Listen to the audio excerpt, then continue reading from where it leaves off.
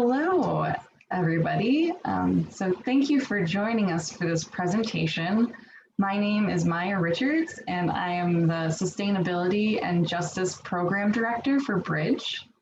And hello, everyone. My name is Stephanie, and I'm Community Engagement Coordinator and Lead Education at Multicultural Bridge. Hello, everyone. Yes, Soria. I'm coordinator of Women to Women from Bridge.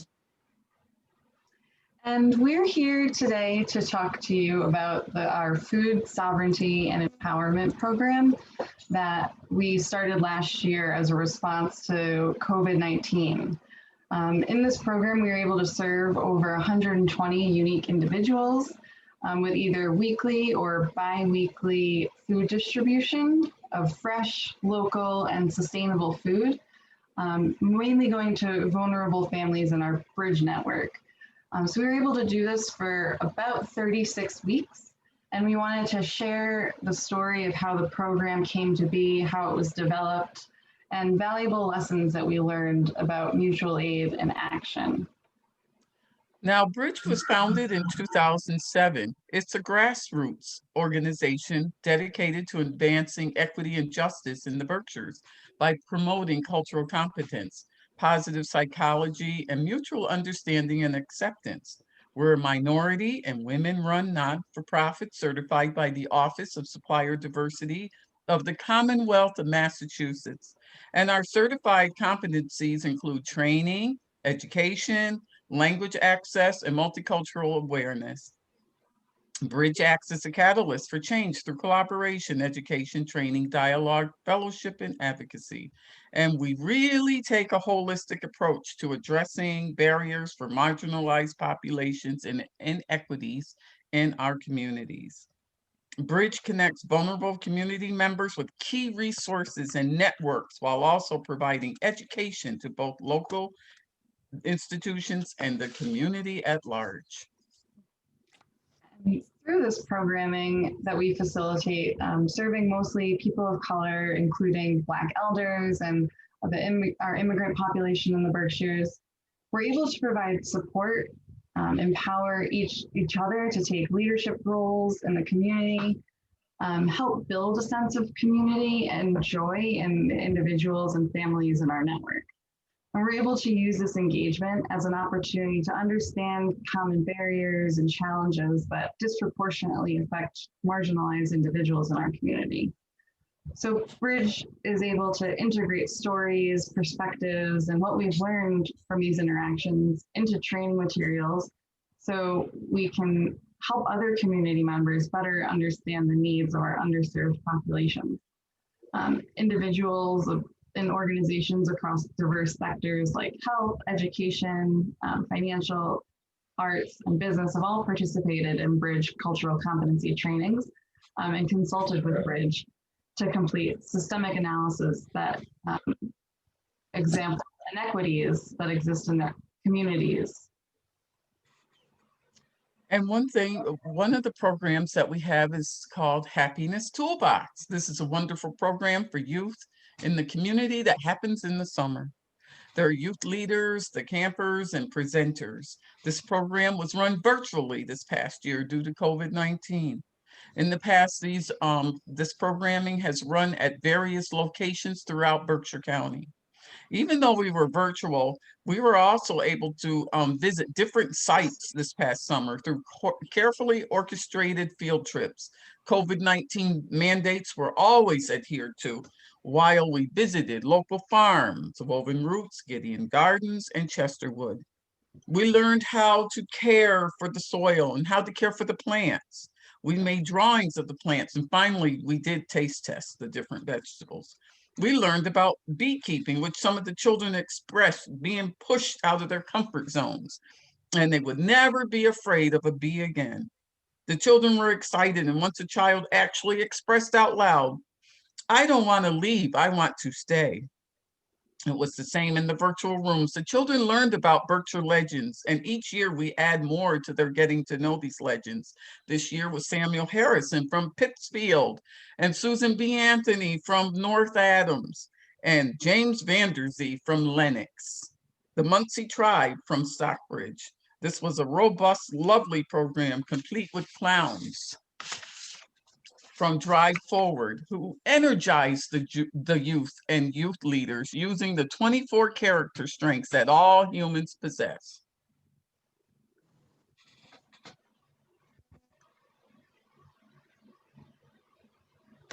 Sylvia, would you like to tell us about the Women to Women program? Thank you so much, Steffi. Pleasure. Speaking about Women to Women bring me memories because this group has more than 10 years running. We start just in the school having one meeting per month, but little by little we were increasing. And these programs, it's really helpful for them. And actually, I haven't been working with them for almost 5 years, being part and working. I have seen women, thanks to the support of this group, are suffering in terms of their rights, have to live with dignity in this country, regardless of their legal status.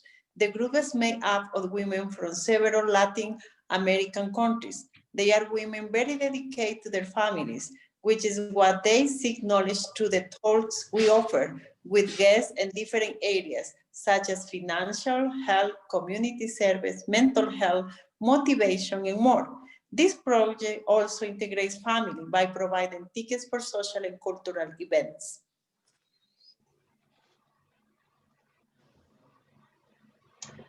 So when the global crisis made its way at home, and made its way into into Berkshire County, we saw the immediate need and the immediate impact of the public health crisis and stay-at-home advisory on our Bridge community.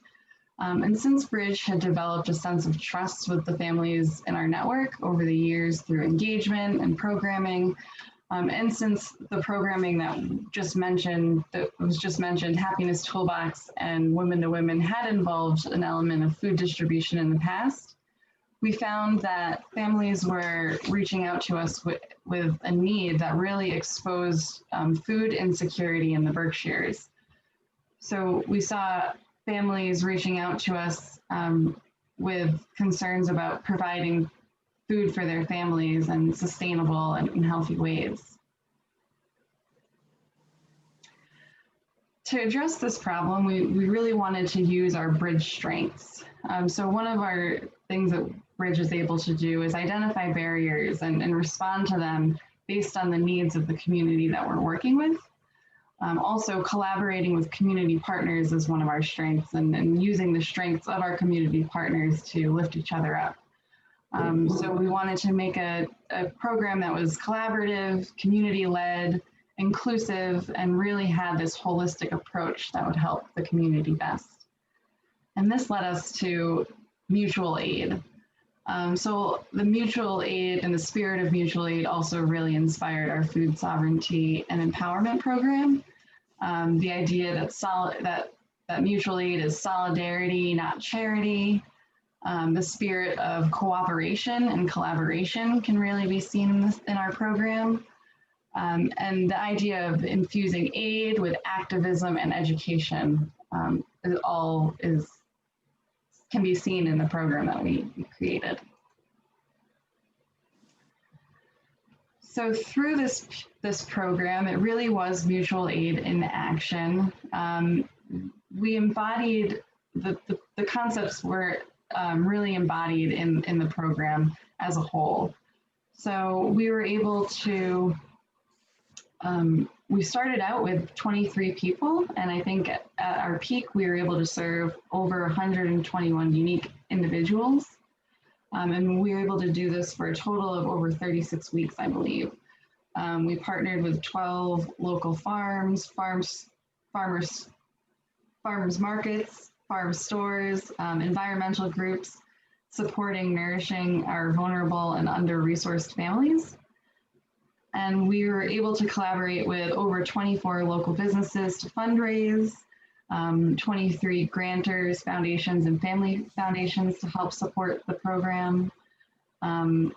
We were able to get over $167,000 from over 35 donors helping to shift additional money and resources to those on the ground leading the work. So to best explain our approach, our holistic approach to addressing food access, we wanted to share Bridget's adaptation of an old proverb that I'm sure most of you have heard. So give a man a fish and you feed him for a day, and teach a person to fish and you feed him for a lifetime. And we really think that that's a good place to start, but there's definitely something missing in that. So for us, we also want to make sure that, yes, we give people the fish or the food that they need to sustain them and their immediate needs and their immediate hunger. We also want to teach a person to fish, but we also think that we have to start thinking about how to give a person access to stream or fishing equipment. And in addition to that, we want to make sure that we're going upstream to look for barriers and remove them, the barriers that are preventing certain people from accessing the stream in the first place. So in our approach to addressing this food insecurity need, we chose to do all of these in our approach to mutual aid. So we really wanted to start by, we thought that we would look for the barriers throughout this whole process. So it was a good place to start, but also a good place to constantly come back to. So in order to search for and remove barriers, we worked with our vulnerable populations to understand their needs. And we also wanted to work with organizations and individuals doing work in the food access and food distribution sphere in Berkshire County to understand different gaps in services that might exist. So Sylvia, did you want to share some of the lessons and that we learned from the experiences of our community at Bridge? Yes, Maya. Actually, during the time of the pandemic, the deployment and the financial and food aid created by Bridge was really a model for the other aid agencies to follow us. We were creative. The family not only had been helped with foods that serve their diet, that it's different. Due to the fact the families are, more of them, they are Hispanic families. The lack of the transportation was also considered, and that is why deliveries are made door by door. This also helps because many families do not go to the food pantries because they feel shame. The families during this time of crisis had felt sure they will not go hungry, and having this help, the few resources were better allocated for other needs such as rent, basic utilities, and bills.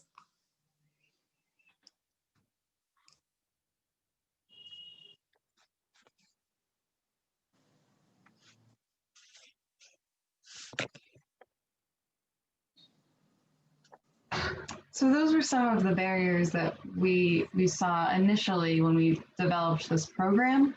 And some initial things that worked really well for Bridge was the sense of trust that we had already developed with our community. So things like language barriers and cultural competence are already things that we're constantly thinking of, and barriers that we're trying to remove. So those were all integrated into the programming, into our holistic approach. So next we wanted to think about the fish. So at first we started to go to more of the big box distributors that typically gave bulk processed foods. But when we brought those to our families, we realized that they weren't really the healthiest option, the most sustainable option, or like Sylvia had mentioned, the most culturally relevant options. So with help from the Janie Fund and the CARES Fund through our friends at BCAC, we were able to secure funding to start a program that involved getting CSA shares for our families and partnering with local grocers to supplement that. So we worked with Woven Roots Farms to get CSA farm shares for our families for either weekly or bi-weekly distributions. We worked with Random Harvest to get groceries to supplement that produce. So Random Harvest donated $300 worth of wholesale every distribution and bridge matched that with $900. We also had funding to provide $25 gift cards with the distributions to help supplement for things like meat or gas or prescriptions or other medications. Also, along with all of our distributions, we had bilingual lists of what came in the boxes. So people knew what they were getting. And we also had some ingredients to help share ideas and tips on how to use the food effectively. And so we wanted them, and so we wanted the families, teaching them to fish and giving them access to the stream. And the stream was wide, and lots was learned when we went up the stream. First of all, we had greenagers come in and install raised beds. And for some of the families who couldn't put down that piece of equipment, they could get container boxes. So the families were notified, the ones that wanted the raised beds. The greenagers came in, they were able to put those raised beds in. The ones that couldn't have them, they got the containers. Now, what you needed was either seeds or starter plants. That was also supplied. Guess what? On top of that, there was lessons. We had I think once a week or once a month, we had the farmer come to a class, virtual, and taught us what to look for, how to water our gardens, if we were watering too much and not enough, and how the plants should look. We also were able to get bilingual cooking classes, and we also learned how to preserve, because once we got this big bountiful crop of food, we needed to know how to preserve it for another time down the road. And that's when we had this lovely cooking class out in the field where the food was growing.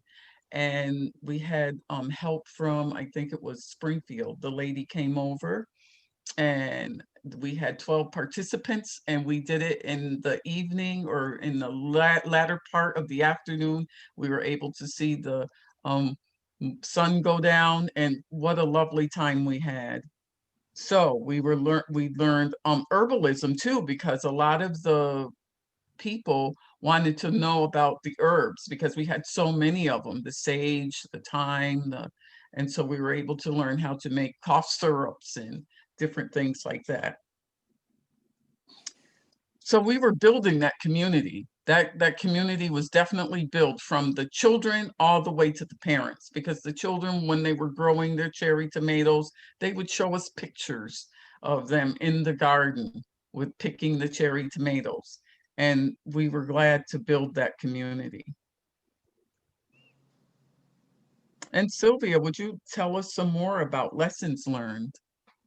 Of course, Steffi, that was the best part, because the pictures you are seeing are the recipes the women were preparing the food, or when they receiving the food, they were sending us, not only sending us with the picture, they were sending us the testimony. They were saying how grateful are they with this, and the impact and the fact it's just not going the faces, the pictures, you're just going to see inside the families the impact. Like Steffi said, the children. Actually, I would like to read a testimony that exactly a woman sent to me and say, we received the Christmas food and gifts. My son Fernandino will be very happy. I will wrap all the presents and put under the Christmas tree. Thank you for all the work during the COVID, because my husband and I, we lost the job. Now she sent a attached video, and it was the children eating the orange she received from us. And it's really pleasant. I cannot really express how beautiful it was to see the face of the children saying thank you. It's a baby, they're 2 years old. And the another client called me, and she said, she wants to confirm the food that's in her door is for her. After confirming to the client, she started to cry, and she said, I could believe the food not arrived at a better time. Her hours of her work decreased. Without their help, she would not have money to buy food for their family. That's the testimonies really, as I we were beyond. We were really beyond. Because even with the production for the farm, our women were able to share with the families they don't have. I mean, it's share with the neighbors. And so all this joy and pride in the gardens, growing the gardens, the ladies all together, the families all together, showing their gardens. We would get on at night and we would have our cameras and we could scan our gardens and see how they were growing and how green they were and what was in the garden. It was a lot of fun. It was a lot of learning, and the community was just beautiful. And of course, again, because we were growing all this food, our neighbors now started to be able to get some of the food, because now the sharing went out from the families that Bridge was holding. It went to further. So more word went out, the sharing of the food went out, and the building of the community grew and grew. So solidarity, not charity. There's no shame in food and no guilt. We all should have this human right to the food. And that's what Bridge did. It went out and did that. People really had a genuine feeling of joy creating their food and cooking and the recipes they were showing us. And they also connected with their neighbors. Thank you. So we hope that that painted a picture of some of the lessons that we learned and the benefits that we found in this food sovereignty and empowerment program. We really felt we were able to build a collaborative, community-led, inclusive, and holistic program that focused on cultural competence, the needs of our community, and really spreading joy in that sense of community in a time where people were feeling especially isolated. We're so happy that we were able to facilitate this program, and we're equally happy to be able to share the lessons learned with the rest of our community so they can start to adopt certain things that worked for us to work for them and introduce some of the ideas in a way, in an objective to gain greater sense of inclusivity and equity in our food system and our community as a whole. So thanks for tuning in to our presentation. We hope that you got something out of it, and we hope we see you soon. If you are interested in learning more about the program or ways that you can get involved in the future, please reach out to us at Bridge. You can reach out to us at engagement@multiculturalbridge.org. And we're looking forward to hearing from you. Have a great day. Thank you. Thank you.